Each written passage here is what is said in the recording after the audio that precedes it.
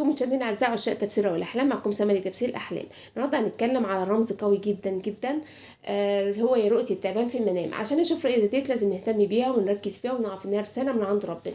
رؤيه التعبان رمزه بيكون قوي شويه، خصوصا لما يكون لونه ابيض، او شفنا التعبان لونه اصفر، او شفناه اسود. دولت من اقوى الرموز اللي هتكلم عليها، لان الرموز ديت بتبقى رساله ولها معاني قويه جدا ولازم نعرف. وهنشوف كمان وهنتكلم عن رؤيه التعبان لو شفناه في المطبخ، او شفنا التعبان في الحمام، او شفنا التعبان ان احنا بنموته. لو انت واي حد عنده رؤيه تخص الرؤيه ديت يكتبها لي اسفل الكومنت، وانا ان شاء الله هفسرها له.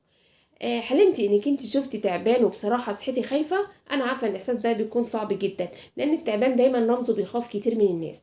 بس يا ترى هو دايما بيكون شر ولا اوقات بيكون تفسيره حلم تفسير تاني؟ تعالي اقولك كل حاجه عن حلم التعبان، وخصوصا لو ظهر ليكي اكتر من مره.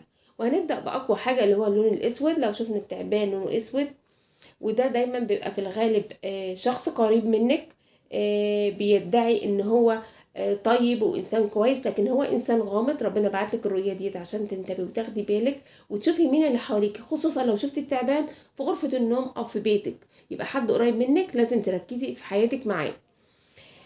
لو شفنا التعبان اتكرر معنا اكتر من مره، يبقى ممكن رساله بانذار ان في حد بيحاول يعملك مكيده او حسد، او يعملك مكيده او سحر.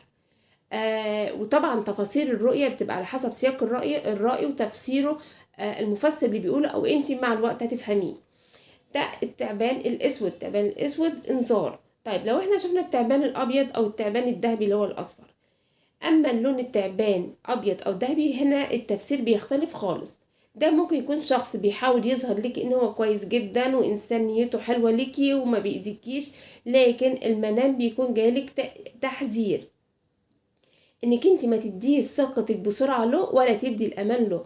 طبعا ممكن تبقى في العلاقه العاطفيه، ممكن تكون حد قريب، ممكن تكون طبعا من سياق الرؤيه هنعرف اذا كان هو قريب او غريب او حبيب او حاجه زي كده. فمن سياق الرؤيه بيكون لنا واقفه عند الرؤيه وسياق الرؤيه. انا بتكلم في العموم وكل حد على حسب سياق رؤيته وتفسيره. طيب لو شفنا التعبان عضك، للأسف الرؤية دي تبقى رؤية وحشة جدا.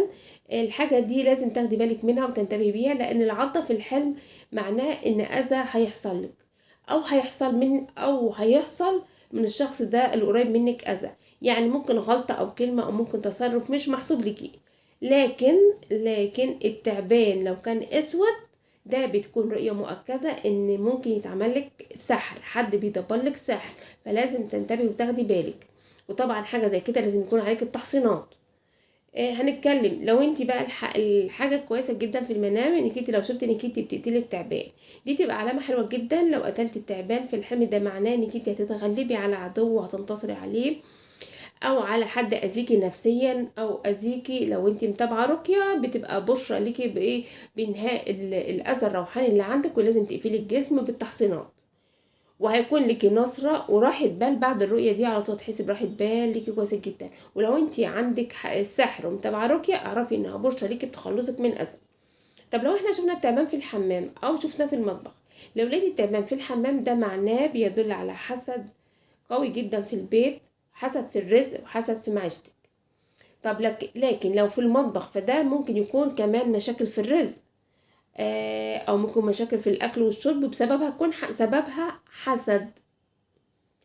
في الاخر حلم التعبان مش دايما معناه عدو، بس هو حلم لازم ناخد بالنا منه، لانه بيكشف لنا الحاجات اللي جوانا والحاجات اللي حوالينا، حاجة غامضة ربنا بيبقى لنا تنوير بصيرة.